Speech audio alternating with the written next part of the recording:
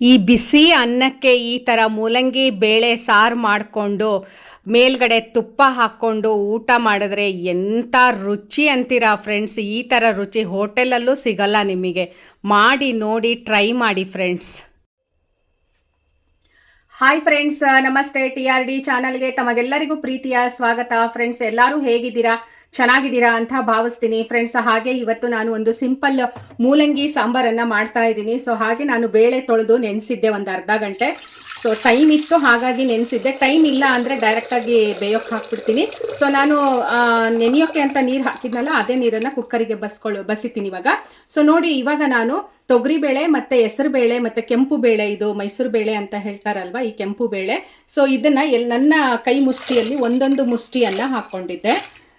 ಇವಾಗ ಇದನ್ನು ಕುಕ್ಕರಿಗೆ ಬೇಯೋಕ್ಕೆ ಹಾಕ್ತಾ ಇದ್ದೀನಿ. ಸೊ ಹೀಗೆ ಟೈಮ್ ಇದ್ದಾಗ ಬೇಳೆನ ನೆನೆಸ್ಬಿಟ್ಟು ನಾವು ಬೇಯೋಕ್ಕೆ ಹಾಕಿದ್ರೆ ತುಂಬ ಬೇಗ ಬೆಂದು ಹೋಗುತ್ತೆ.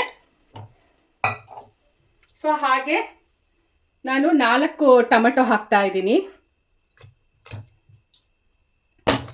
ಇಲ್ಲಿ ಮೂಲಂಗಿನ ಬೇಯಿಸ್ತೀನಿ ಇವಾಗ.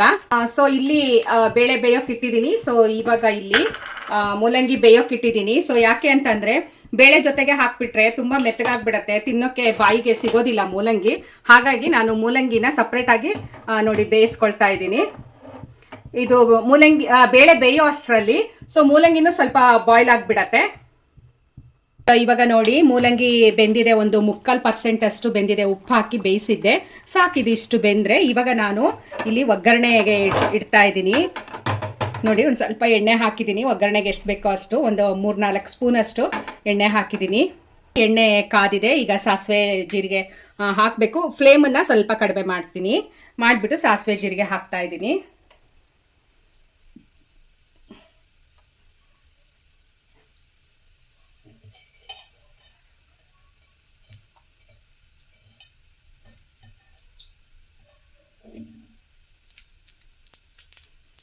ಸೊ ಸಾಸಿವೆ ಜೀರಿಗೆ ಚಟಪಟ ಅಂತ ಸಿಡಿತಾ ಇದೆ.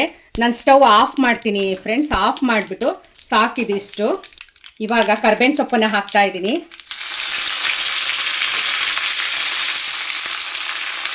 ಫ್ರೆಂಡ್ಸ್ ನೋಡಿ, ಇವಾಗ ಬೆಂದಿತ್ತಲ್ಲ ಟೊಮೆಟೊ, ಅದನ್ನು ಇವಾಗ ನಾನು ಬೇರೆ ಒಂದು ಪಾತ್ರೆಗೆ ಶಿಫ್ಟ್ ಮಾಡ್ಕೊಳ್ತಾ ಇದ್ದೀನಿ. ಸೊ ಬೇಳೆ ತುಂಬ ಮೆತ್ತಗೆ ಚೆನ್ನಾಗಿ ಬೆಂದಿದೆ. ಸೊ ನಾನು 3 ಥರದ್ದು ಬೇಳೆ ಹಾಕಿದ್ದೀನಿ ಸಾಂಬಾರಿಗೆ. ಸೊ 3 ಥರದ್ದು ಬೇಳೆ ಹಾಕೋದ್ರಿಂದ ಸಾರು ತುಂಬ ಟೇಸ್ಟಾಗಿ ಆಗುತ್ತೆ. ಸೊ ಆರೋಗ್ಯಕ್ಕೂ ಒಳ್ಳೆಯದು. ಹೆಸರು ಬೇಳೆ ತಂಪು. ಆವಾಗಲೇ ಬೇಯಿಸ್ಕೊಂಡಿದ್ವಲ್ಲ ಮೂಲಂಗಿ, ಅದನ್ನು ಹಾಕ್ತಾ ಇದ್ದೀನಿ ನಾನು. 3/4% ಅಷ್ಟು ಮೂಲಂಗಿ ಬೇಯಿಸ್ಕೊಂಡಿದ್ದೆ. ಸೊ ಅದನ್ನು ಹಾಕ್ತಾ ಇದ್ದೀನಿ. ಬೇಳೆ ಜೊತೆಗೆ ಒಟ್ಟಿಗೆ ಹಾಕ್ಬೋದು, ಹಾಗೂ ಮಾಡ್ಬೋದು. ತುಂಬ ಮೆತ್ತಗೆ ಬೆಂದ್ಬಿಡತ್ತೆ, ಮತ್ತು ತಿನ್ನುವಾಗ ಬಾಯಿಗೆ ಸಿಗೋದಿಲ್ಲ ಮೂಲಂಗಿ. ಸೊ ಹಾಗಾಗಿ ನಾನು ಹೀಗೆ ಸಪ್ರೇಟಾಗಿ ಹಾಕ್ತಾ ಇದ್ದೀನಿ ಫ್ರೆಂಡ್ಸ್. ಓಕೆ, ಇವಾಗ ಇದು ಹಾಕಿದ್ದಾಯಿತು. ನಾನು ಮೂಲಂಗಿ ಬೇಯುವಾಗ ಸ್ವಲ್ಪ ಉಪ್ಪು ಹಾಕಿದ್ದೆ. ಇವಾಗ ಇನ್ನೊಂದು ಸ್ವಲ್ಪ ಉಪ್ಪು ಹಾಕ್ತಾ ಇದ್ದೀನಿ. ಇನ್ನು ಇಷ್ಟು ಹಾಕ್ತಾ ಇದ್ದೀನಿ. 2 ಸ್ಪೂನ್ ಉಪ್ಪು ಹಾಕಿದ್ದಾಯಿತು.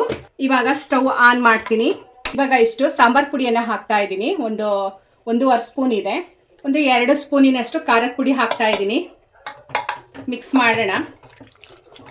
ಇವಾಗ ಫ್ರೆಂಡ್ಸು 4 ಟೊಮೆಟೊ ಬೇಯೋಕ್ಕೆ ಹಾಕಿದ್ನಲ್ಲ, ಸೊ ಅದನ್ನು ಇವಾಗ ಕಿವುಚಿದ್ದೀನಿ ನಾನು ಚೆನ್ನಾಗಿ ಕೈಯಲ್ಲಿ. ಅದನ್ನು ಇದಕ್ಕೆ ಹಾಕ್ತಾ ಇದ್ದೀನಿ. ಮತ್ತು ಸ್ವಲ್ಪ ಹುಣಸೆ ಹುಳಿ ಹಾಕ್ತಾ ಇದ್ದೀನಿ.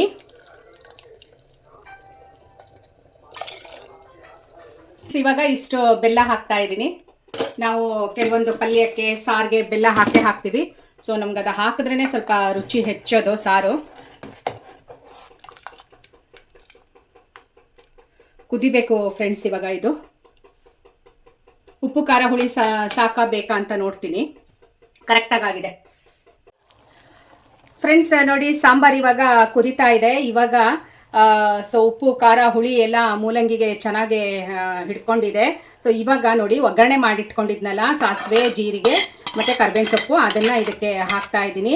ಸೊ ಹಾಕ್ಬಿಟ್ಟು ಮಿಕ್ಸ್ ಮಾಡಿ, ಇದಕ್ಕೆ ಸ್ವಲ್ಪ ಸಾರು ಹಾಕಿ ಹಿಂಗೆ ಮಿಕ್ಸ್ ಮಾಡಿಕೊಂಡು ಹಾಕೋಣ. ಅದರಲ್ಲಿ ಎಣ್ಣೆ ಇರುತ್ತಲ್ವಾ, ಸಾಸಿವೆನೂ ಇರುತ್ತೆ.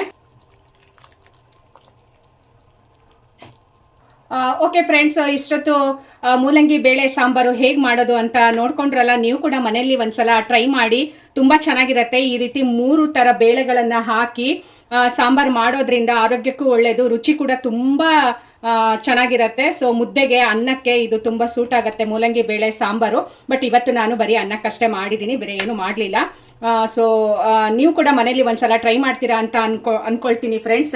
ದಯವಿಟ್ಟು ಟ್ರೈ ಮಾಡಿ, ಹೇಗಿತ್ತು ಅಂತ ಹೇಳಿ ಕಮೆಂಟ್ ಮಾಡಿ, ಹಾಗೆ ಒಂದು ಲೈಕ್ ಮಾಡಿ, ಶೇರ್ ಮಾಡಿ, ನನ್ನ TRD ಚಾನಲ್ನ ಸಪೋರ್ಟ್ ಮಾಡಿ, ಸಬ್ಸ್ಕ್ರೈಬ್ ಮಾಡ್ಕೊಳ್ಳಿ ಅಂತ ಹೇಳ್ತಾ ಫ್ರೆಂಡ್ಸ್ ಇವತ್ತಿನ ವಿಡಿಯೋವನ್ನು ಇಲ್ಲಿಗೆ ಮುಗಿಸ್ತಾ ಇದ್ದೀನಿ. ಸೊ ಮತ್ತೊಂದು ಹೊಸ ರೆಸಿಪಿಯೊಂದಿಗೆ ನಿಮಗೆ ಸಿಗ್ತೀನಿ ಅಂತ ಹೇಳ್ತಾ, ಓಕೆ ಫ್ರೆಂಡ್ಸ್, ಬಾಯ್ ಬಾಯ್.